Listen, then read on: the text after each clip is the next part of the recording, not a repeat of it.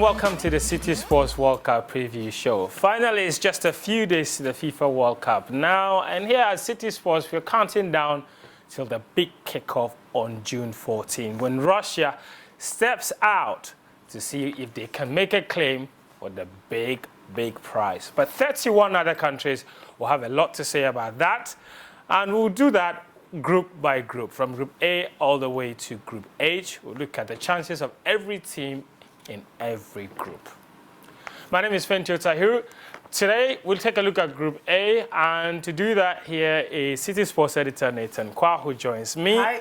Yes, good to see you. Yes, nice to meet you. It's finally coming and coming and coming. Very soon, we'll be there. Yeah, we're just a few weeks away from the World Cup. It's teams have waited for 4 years. The qualifiers have been played. Yeah. We are not making it, unfortunately, which is quite sad. But the show will have to go on, and 32 countries will have to see either they succeed Germany or the Germans retain their trophy, or we have an amazing story in Russia between June and July this year. Yeah, you know, my favorite thing about the World Cup is always the upsets, whether it's Brazil getting hammered 7-1 or whether it's Spain getting kicked out when they least expected it. There are always moments to savor, and this should be no different. Yeah, of course, we will find some of these crazy moments. Yeah.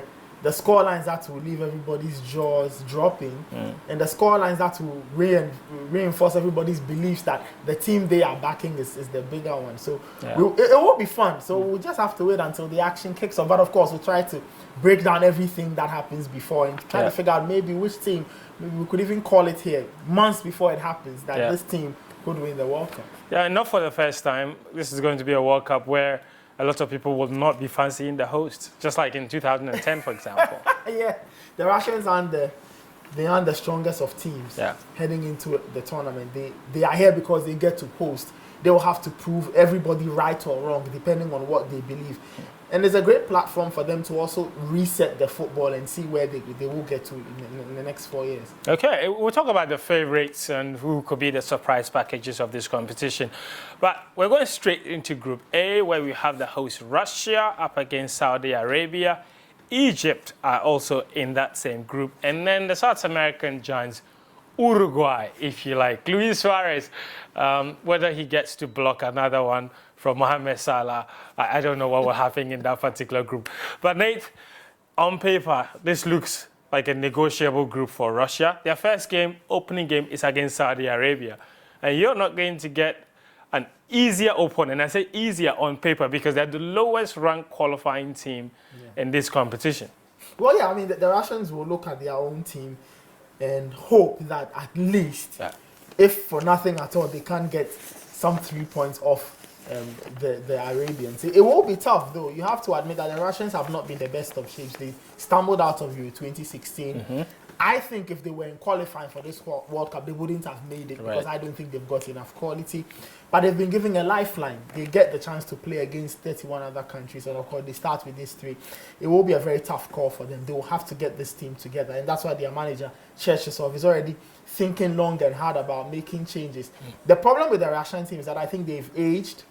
I think defensively they have a bit of a problem. Yeah. It's from middle to front that they seem to have something that can help them out. If you look at people like Alan Jagoe, for example, even though he doesn't play in the mainstream European leagues, he still gets talked about every now and again. And then Alexander Kokorin, for example, he gets a lot more attention because of his goal-scoring achievement. So I think those two players will hold Russian hopes. In post, they still should rely on Igor Akinfeev. I've agreed. I think he's an Ike Casillas of Russian football, he leaves me sometimes wondering what could have been had he left CSKA Moscow at a point, because I remember Man United were very interested in signing Igor Akinfeev. I wonder what would have happened to him if he had left Russia, but he stayed on. Yeah. He still at Zenit, I see. I mean, he's at Zenit St. Petersburg. I think it's at CSKA Moscow rather. Yeah. You know, so bottom line, the Russians should get past Saudi Arabia, but they'll have to deal with the Saudi Arabian threat. Mohamed Al Salawi scored 16 goals, and you don't score 16 goals, you know, against by fluke, chance, yeah. or, you know, 16 goals. I think joint top with Lewandowski. That's a good measure. But the Saudi Arabians have always shown us that they don't have the quality when it comes to the World Cup, and they could get exposed once again by playing with these big boys. But the Russians will fancy that opening game. Home crowd is on, adrenaline is high. You get 1-0, 2-1 win. You win, you get 3 points, and you start to think of how to negotiate to the next round. Okay, and Saudi Arabia themselves have had while their qualifying has been smooth, the build-up to the competition itself hasn't been that smooth. Med van Marwijk, he led them to qualifying, the Dutchman. He's now in charge of Australia. But he left just a few days after helping them to qualify. Then they brought in this man called Bowser. Bowser lasted 2 months. And then he left. And then now Antonio is the one in charge. He had a very good, South American Centenario competition with Chile. They won in 2016, but he failed to qualify with them. And now he's just basically, someone has done the work for him. He's taking Saudi Arabia to the World Cup, even though he didn't qualify himself in qualifying. Reputation helps a lot. If you win a Copa, it puts you in that frame. And for Saudi Arabia, they do have the money to burn in terms of whichever manager they want. If you are interested, they won't have the money to pay. And I think Juan Antonio Pitti must have looked at their chance and said, look, I couldn't get Chile to a World Cup. This is Saudi Arabia. They may not do much, but at least he gets to be part of the elite 32, if I can put it that way. So he will take up the chance, but he knows it will be a long shot. He knows it will be a very complicated World Cup period. He will look at the group and think it is manageable, but here you have a Russian team who will be difficult to break down because of their own insecurity. A very excitable Egyptian group, and then the all experienced Uruguayans who have all kinds of firepower all around them. We talked a lot about Saudi Arabia and Russia. Now let's talk about opponents that Saudi Arabia will be very familiar with, the Egyptians. Somebody said they're called the pass the ball to Salah team. But Uruguay are not any different when it comes to the style of play. Very tight. I mean, very compact, difficult to break down, shows a lot of resilience. Let's focus a little bit on Egypt in particular. They're carrying African hopes, for example. If you look at this competition and this group, does it look negotiable for you?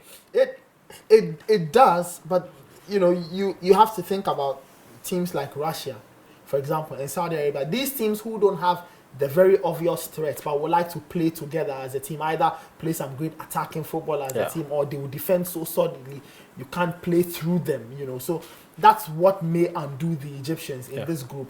But what have they got to fear? It's their first World Cup since 1990. They've got the Mohamed Salah who's coming into it in fantastic form. He's had one of the best seasons anybody can have in terms of football for a side of in an elite league.